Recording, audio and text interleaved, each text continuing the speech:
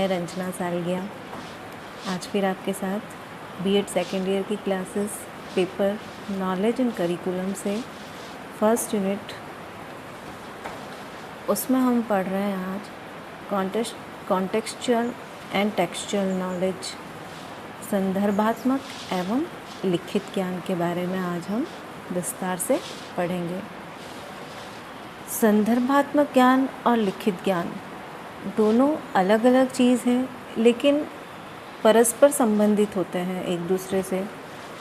संदर्भ कहें हम, जैसे रेफरेंस कहा जाता है उसे, या लिखित टेक्स्ट और संदर्भ होता है तो वह किसी विषय में दिया जाता है, किसी ज्ञान के विषय में दिया जाता है। जो पहले से जाना गया है उसके विषय में संदर्भ प्राप्त करना और उसी संदर्भ के विषय में या संदर्भ देकर दूसरों को समझाना उस चीज़ के बारे में, तो वह कहीं लिखित होगा तभी वह समझाया जा सकता है, बताया जा सकता है या उसका वर्णन किया जा सकता है। तो संदर्भात्मक ज्ञान और लिखित ज्ञान दोनों ही ज्ञान अलग अलग अवस्था में हैं, लेकिन दोनों एक दूसरे से संबंधित भी होते हैं।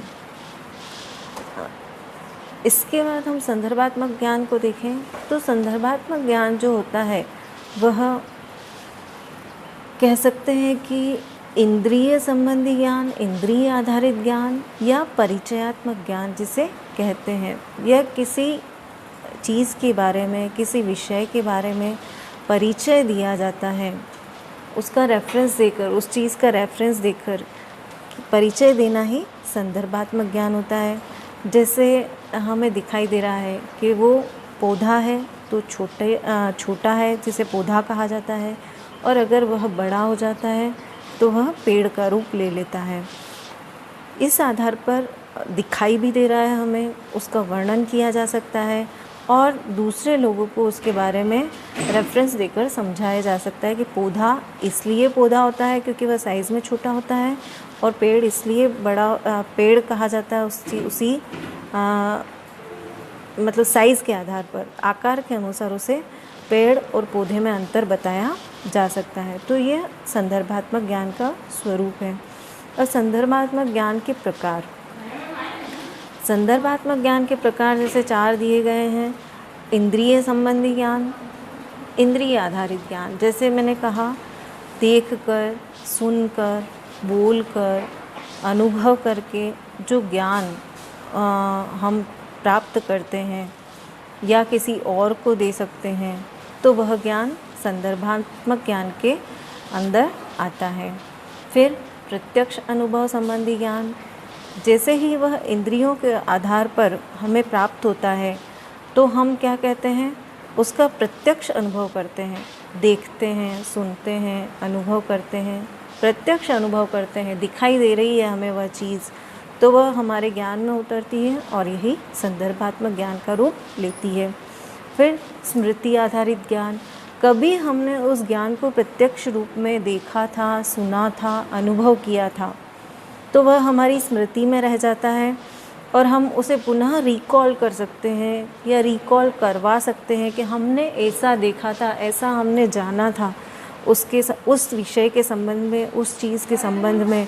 तो वह स्मृति आधारित ज्ञान भी संदर्भात्मक ज्ञान का प्रकार ही होता है। फिर आत्मसजगता आधारित ज्ञान, आत्मसजगता क्या होता है? अंदर से, हमारे अंदर से जो फीलिंग्स आना, तर्क, विचार या उस संबंधित मानसिक जो विचार होते हैं, हमारे मानसिक स्थिति जो होती है, सजगता उसी पर आधारित होती है। हम कितने सजग हैं किसी भी विषय के बारे में या विषय के ज्ञान में, हम पढ़ते हैं हमेशा, देखते हैं हमेशा, अनुभव करते हैं, तो उसको हमारे तर्क के आधार पर किस प्रकार से प्रस्तुत करते हैं, विचारों को किस प्रकार से प्रस्तुत करते हैं या आगे संचारित करते हैं, वह आत्मसजगता आधारित ज्ञान होता है। उसी चीज़ को बताना, जैसा हमने अनुभव किया प्रत्यक्ष ज्ञान को, वैसा दूसरों को बताना, समझाना, अपने विचार व्यक्त करना, यह आत्मसजगता आधारित ज्ञान होता है। यह भी संदर्भात्मक ज्ञान का एक स्वरूप होता है। संदर्भात्मक ज्ञान की शैक्षिक उपयोगिता क्या होती है? संदर्भात्मक ज्ञान तो समझ लिया हमने, प्रकार देख लिए, उसके तथ्य जो होते हैं वो देख लिए। अब संदर्भात्मक ज्ञान की शैक्षिक उपयोगिता क्या होती है, शिक्षा में हम उसे किस प्रकार से उपयोग में लाते हैं। नंबर फर्स्ट देखिए, हम शिक्षण विधियों का आधार।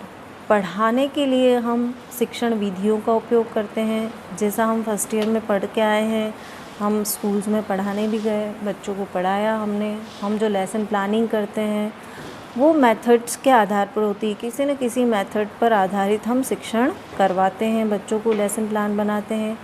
तो शिक्षण विधियों का आधार जो होता है वो यह संदर्भात्मक ज्ञान ही होता है।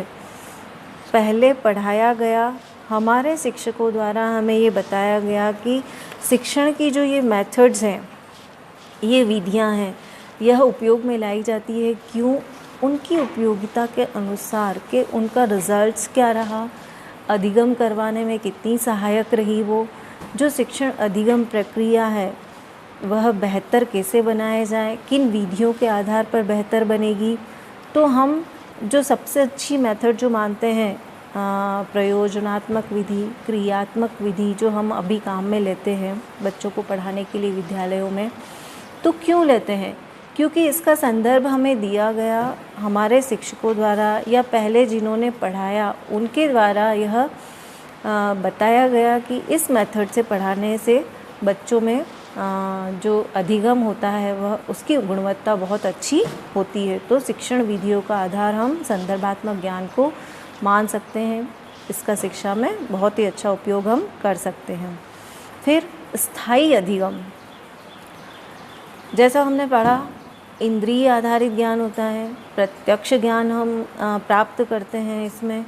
तो प्रत्यक्ष ज्ञान और इंद्रिय आधारित ज्ञान जो होता है वह स्थायी होता है, हमारी मेमोरी में हमेशा के लिए फिक्स्ड रहता है कि इस चीज़ को हम इसी तरह से देखेंगे। जैसे बताया गया हमें कि पृथ्वी का आकार गोल होता है, तो हमारे दिमाग में वह फिक्स्ड है कि पृथ्वी का आकार गोल ही होता है।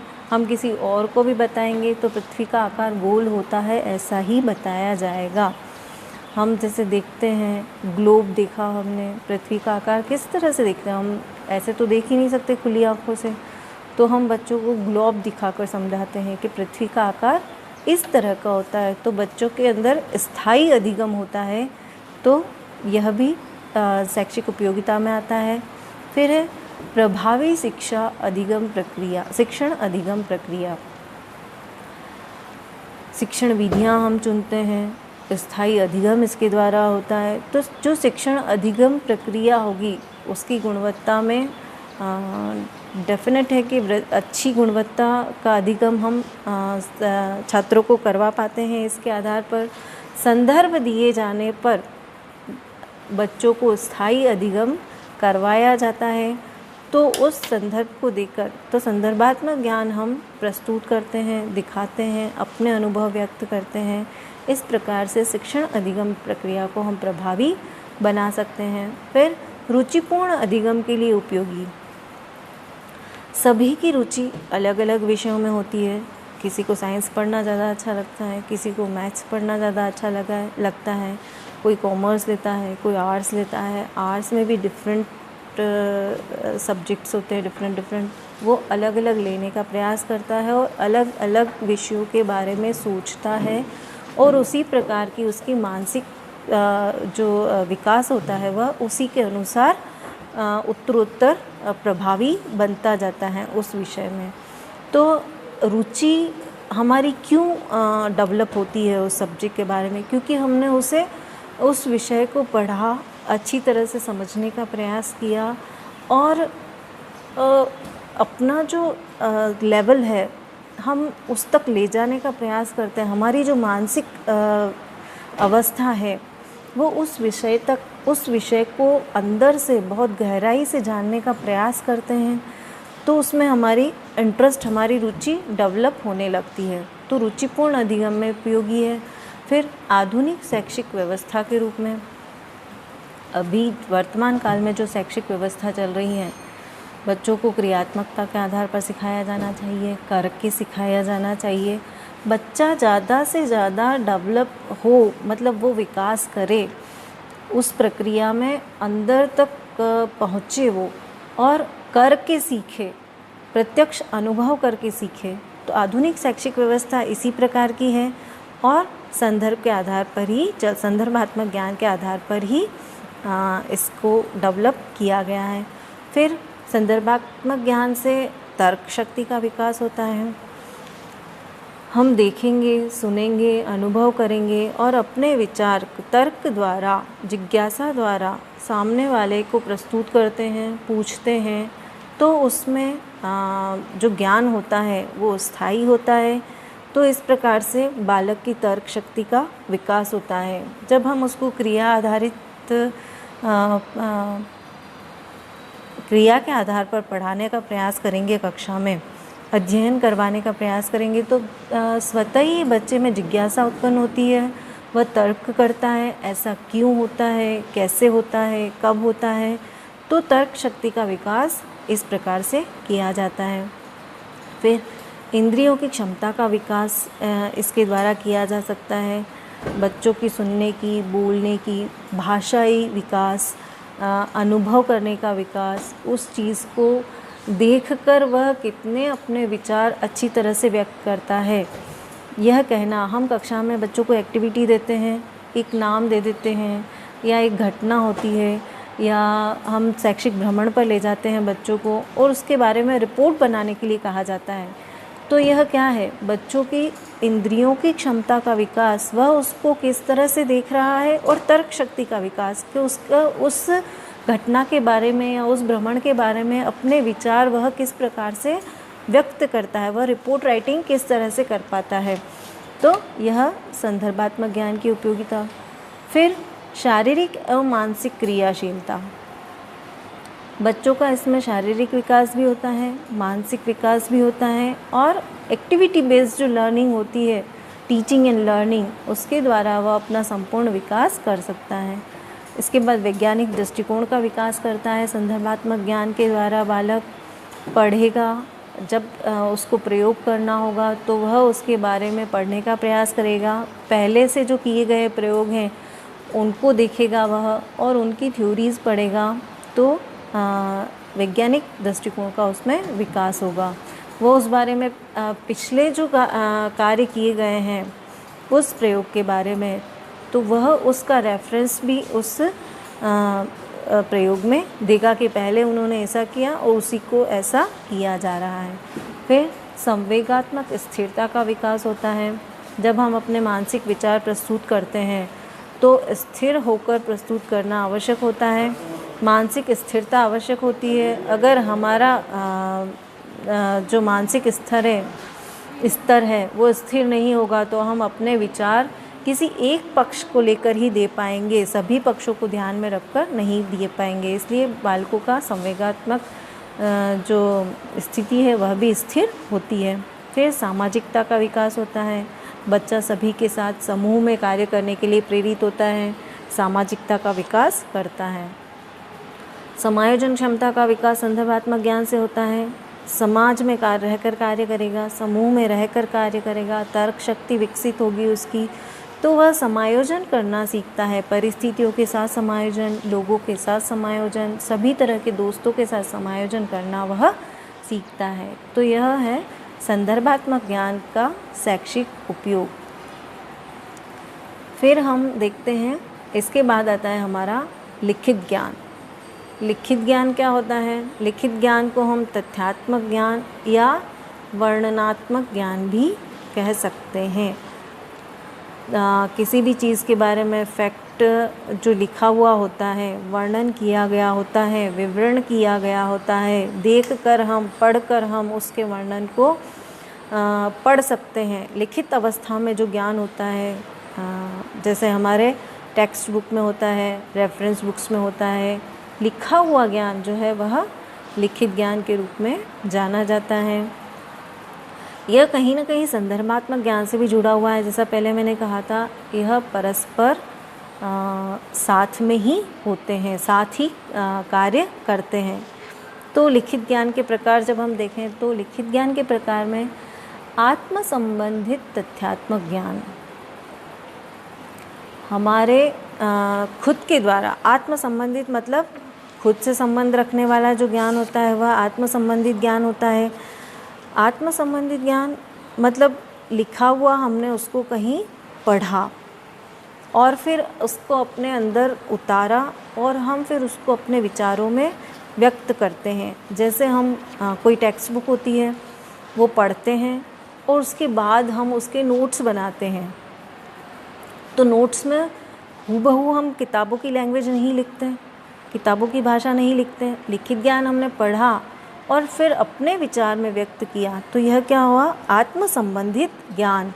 मतलब था तो लिखा हुआ, पढ़ा उसे और फिर हम अपने विचारों में उसको व्यक्त कर रहे हैं, तो यह आत्म संबंधित तथ्यात्मक ज्ञान के रूप में आता है। तथ्य है वही है, उदाहरण हम वही दे सकते हैं। जैसे उदाहरण दें हम कि साइंस में जैसे देते हैं, जो पेड़ की पत्तियां होती है वह जब प्रकाश होता है, सूर्य का प्रकाश होता है, तो उसी के साथ वह अपना भोजन बनाती है। प्रकाश संश्लेषण की अवस्था जो होती है वह प्रकाश के अभाव में नहीं हो सकती। तो यह तथ्य है, एक फैक्ट है, लेकिन हम उसे अपने विचारों में भी व्यक्त कर सकते हैं। मुझे पता है, मैं जानता हूँ कि ऐसा होता है, तो हम उसे बता भी सकते हैं दूसरों को। फिर अन्य से संबंधित तथ्यात्मक ज्ञान क्या होता है?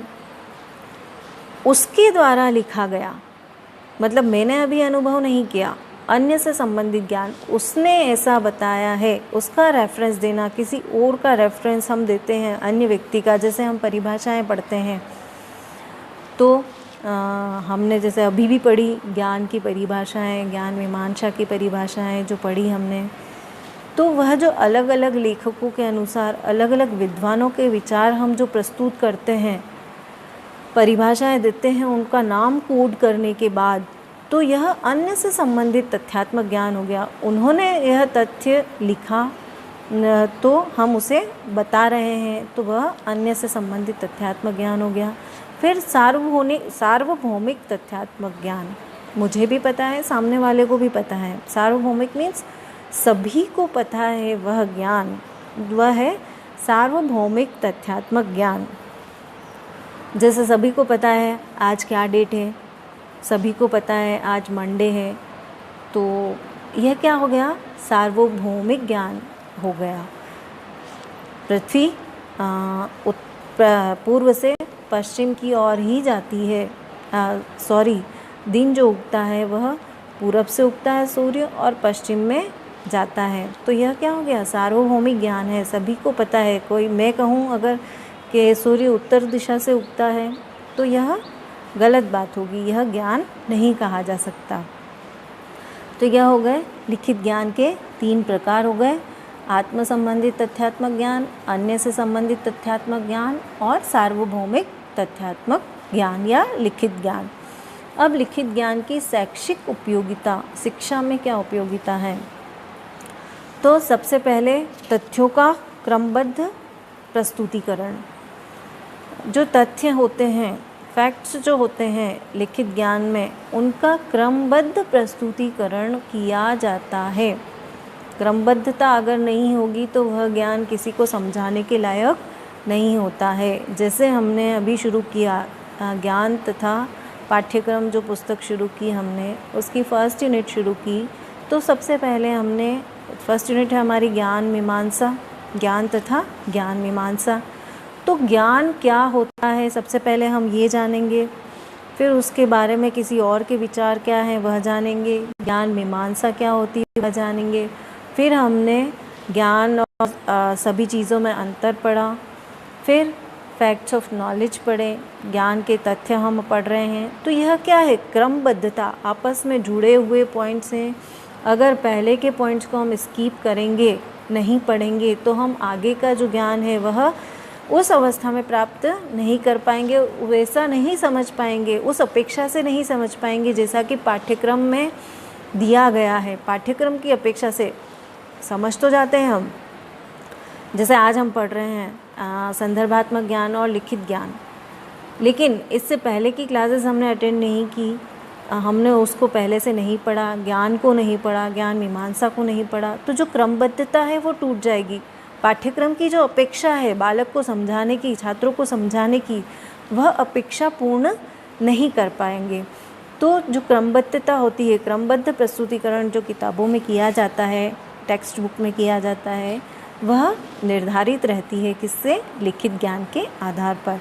फिर शिक्षण अधिगम की प्रभावशीलता, क्रमबद्धता से चलेंगे तो शिक्षण भी उसी क्रम में पूरा होगा और अधिगम भी उसी क्रम में हम पूर्ण कर सकते हैं और उसको प्रभावशील बना सकते हैं। क्रमबद्धता के आधार पर जो पाठ्यक्रम की अपेक्षा है वो पूर्ण की जा सकती है, उसे उसी प्रकार से समझा जा सकता है। उचित शिक्षण विधियों का ज्ञान, जो लिखित अवस्था में है, जो पहले के प्रयोग किए गए हैं, उनकी गुणवत्ता जांची गई है, विधियों को बनाने के पश्चात उन पर शोध किए गए, रिसर्चेस की गई, उसके आधार पर जो लिखित ज्ञान प्राप्त होता है कि यह शिक्षण विधि इस तरह के बालकों को पढ़ाने के लिए उपयोगी है, तो हम उसी विधि का उपयोग हम अपने शिक्षण में करते हैं, जिससे अधिगम और शिक्षण की प्रक्रिया प्रभावी बनाई जा सके। फिर ज्ञान का एकत्रीकरण, लिखित ज्ञान जो होता है, तथ्यात्मक ज्ञान जो होता है, जो तथ्य हमें प्राप्त होते हैं लिखित अवस्था में, पुस्तकों में, वह हम पढ़ते हैं, अलग अलग तरह का नॉलेज हम गेन करते हैं और उसे ज्ञान का स्वरूप देखते हैं। तो ज्ञान का एकत्रीकरण लिखित ज्ञान के द्वारा कर सकते हैं। फिर अनुसंधानों का सार्वभौमिक प्रयोग, जो रिसर्चेस की जाती हैं, शोध किए जा सकते हैं, अनुसंधान जो किए जाते हैं, उनका लिखित रूप में लिखित रूप भी होता है, उनको हम लिख कर भी प्रस्तुत करते हैं। शोध को शोध किया और उसके जो डाटा हमने एकत्रित किए, तथ्य एकत्रित किए, उनकी जो लिखित कॉपी होती है एक, जिसको हम रिसर्च बुक कहते हैं। डिसर्टेशन जो लघु शोध होता है वो डिसर्टेशन के रूप में होता है।